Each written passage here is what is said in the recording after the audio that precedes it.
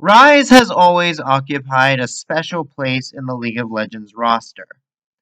Like Tryndamere, Ryze was named after the online alias of one of Riot's founders, Brandon Beck, and released alongside the game itself all the way back in 2009. In spite of that, Ryze's significance to the world of Runeterra pre-reboot was always nebulous at best. Ryze's earliest backstories paint him as a scholar of the arcane, who traveled the world seeking any magical knowledge he could find. His search eventually led him to a technique called thorn magic that involved tattooing his skin with runic symbols, as well as a mysterious giant scroll.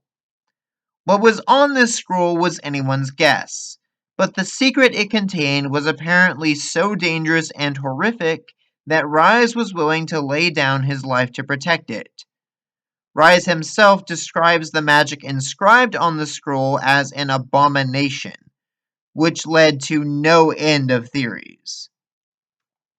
Some speculated that the scroll might connect to the void, perhaps serving as a forbidden ritual to the Lovecraftian entities that ruled over it. Others thought it might relate to the Ascension ritual as it was described pre-retcon, given that Ryze also referred to Xerath as an abomination once upon a time. The truth is that I don't think even Riot themselves knew the truth, as the scroll definitely felt like one of those mysteries that we simply weren't ever meant to know the answer to. Ryze's main role in the story was usually working alongside the summoners to help them preserve the status quo and prevent another rune war. See, in the old lore, the rune wars were effectively Runeterra's equivalent of the world wars.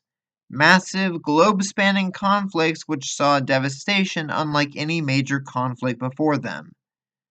Pre-reboot Runeterra had a much less structured and organized system for magic than it does in the current canon. If you could imagine it, some mage out there was probably capable of casting just about any sort of spell. Long distance teleportation, binding animals to objects to create familiars, even calling forth entities from other realms of existence were all in the cards. In the original canon, the Rune Wars were just a no-holds-barred, anything-goes contest of magical might between nations that nearly saw the world destroyed 4 or 5 times over. The Summoners, the League of Legends, and the Institute of War were all put in place specifically to provide an alternative to doing this again. If the world couldn't put an end to conflict, they designed an alternative means of warfare that could prevent any real casualties and keep collateral to a minimum. Of course, I talked about all this back in my very first Recollections video, but I feel like it's important to run back over the basics for what happens next. When the Great Retcon happened, much of the world of Runeterra was reimagined, and that included the Rune Wars. Most fans probably know that in the current canon, the basic premise of the Rune Wars remained the same, but they were more than just a series of random magical clashes. No, in the current canon, the Rune Wars revolved around the world runes, ancient magical relics thought to be responsible for the very creation of Runeterra, hence the planet's name.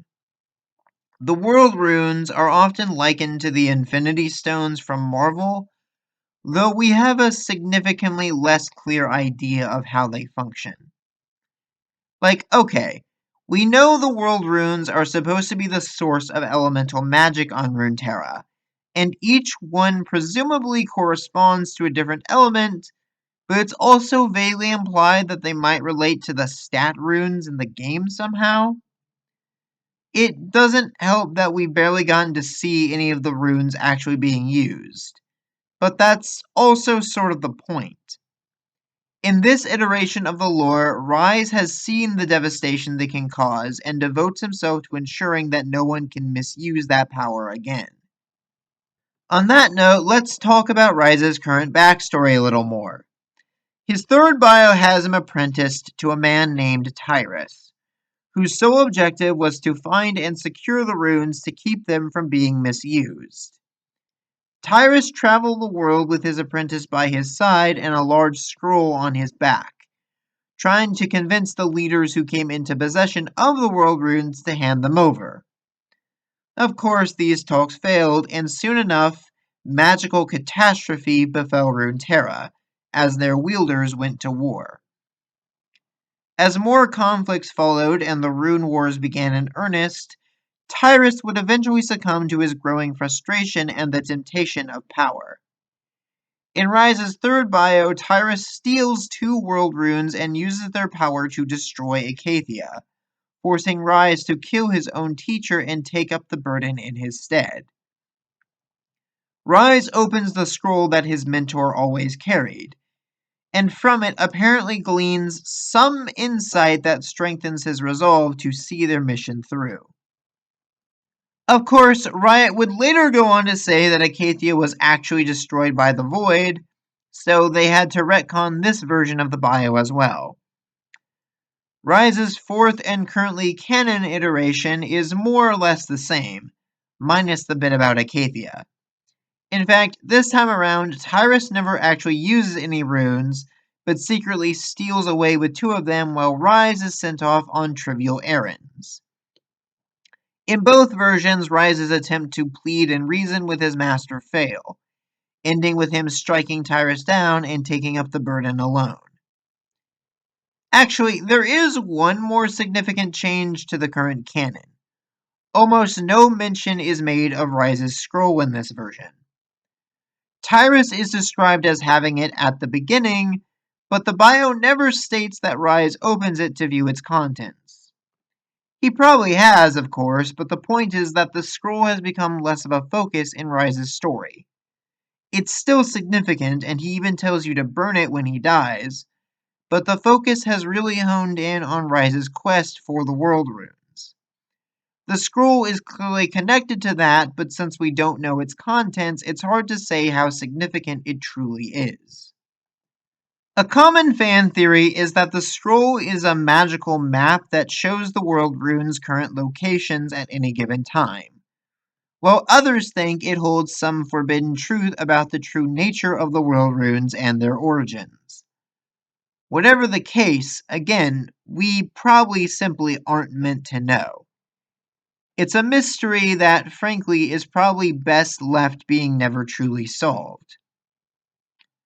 All of that aside, though, Ryze still has yet more character history to talk about. Perhaps one of the most notable changes they've given to his character in the new canon is his connection to Brand. Now, Brand is a character who frankly deserves a video unto himself, but the TLDR of the current story is that he was retconned into being Ryze's former apprentice, before himself being corrupted by the power of the world runes. Now, I've seen some people interpret this as Brand somehow absorbing a world rune into himself, though I've always taken it to mean something more along the lines of he was simply exposed to one and mutated by it. Like how the runes are seemingly the reason why Ryze is now blue and also kind of immortal. Yes, the world runes are so powerful that they can transform someone just through sheer proximity. Not only that, but Brand's corruption serves as a testament to how dangerous the temptation of their power truly is. What could have happened if Ryze's own mentor, or even Ryze himself, gave in and started using that power more liberally? Presumably, it's because of Brand that Ryze has opted to go from keeping the world runes scattered in hard-to-reach locations to storing them all in a single Petrosite vault. The magic-absorbing properties of Petrosite makes it harder for Brand to sense them, which is something he can apparently do, I guess. That being said, the direction for Ryze's character arc is a little uncertain at the moment. When they released his trailer, it was implied that he only had 4 of the 5 world runes in his vault, implying that his story going forward would be a race to find the last one before Brand, as well as possibly putting down his fallen apprentice for good. If champions were ever allowed to truly die, that is. That being said, Legends of Runeterra takes Ryze's arc in a very Interesting and unexpected direction. Now, the Darkin saga is a whole can of worms that we won't cover too deeply in this video, but basically, should Kain win over Rost and become the Shadow Assassin, he inadvertently ignites a whole war between the Darkin again that culminates in a big apocalyptic battle at Mount Targon. For whatever reason, KO is the only aspect that tries to do anything about this, but it doesn't go very well. In desperation, she calls on Ryze for help, asking him to use a world rune to stop the Darkin. Now, it's never explained how or why the two meet, but it does make a degree of sense given that Kale's very existence is technically a result of the Rune Wars. Either way, Ryze is understandably hesitant, because he knows better than anyone how dangerous it is to even think about using a World Rune's power. More than that, though, seeing the carnage unfolding before him causes the Rune Mage to have a crisis of faith. By this point, Ryze has been alive long enough to see countless calamities play out, and he starts to wonder if it's even worth trying to save Runeterra at this point. In desperation, he creates mindscapes to peer into the past and glimpse some of the most pivotal moments of Runeterra's history. Again, because that's just a thing that the writers decide he can do. He mostly sees some of Runeterra's worst moments. The war between Acathia and Shurima, the schism between Aatrox and Zelani, the enslavement of Aurelian's soul, the ruination, and of course, the betrayal of his own teacher. In spite of all that, Ryze resolves to save the world regardless.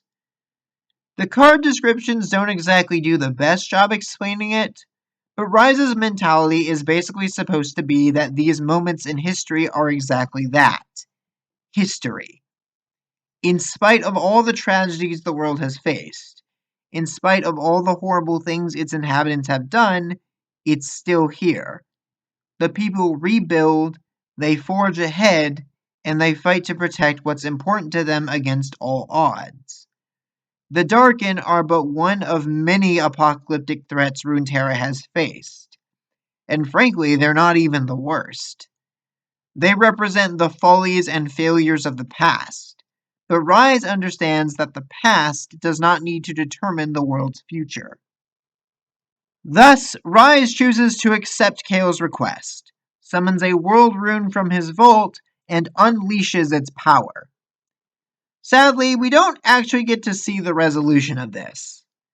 I presume that's because Riot wants to leave the winner of the conflict ambiguous, like they would later do with the Set vs. Jack fight.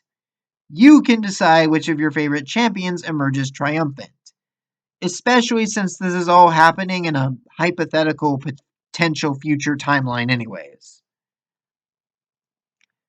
Ultimately, the point of all this is to show what Ryze's character has become. In his initial lore, he was just a scholar obsessed with uncovering arcane secrets, who happened to be guarding one such secret for reasons no one else even knew about. Now, he's a man with an impossibly heavy burden on his shoulders, safeguarding what could be the keys to Runeterra's salvation or destruction.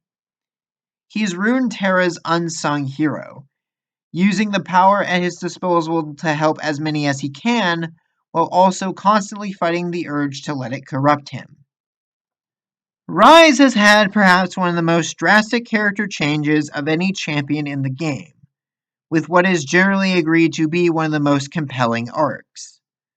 While he's not featured as prominently as a symbol of League itself anymore, often being overshadowed by the likes of Yasuo or Jinx, Ryze is still one of the most pivotal characters to Runeterra's narrative.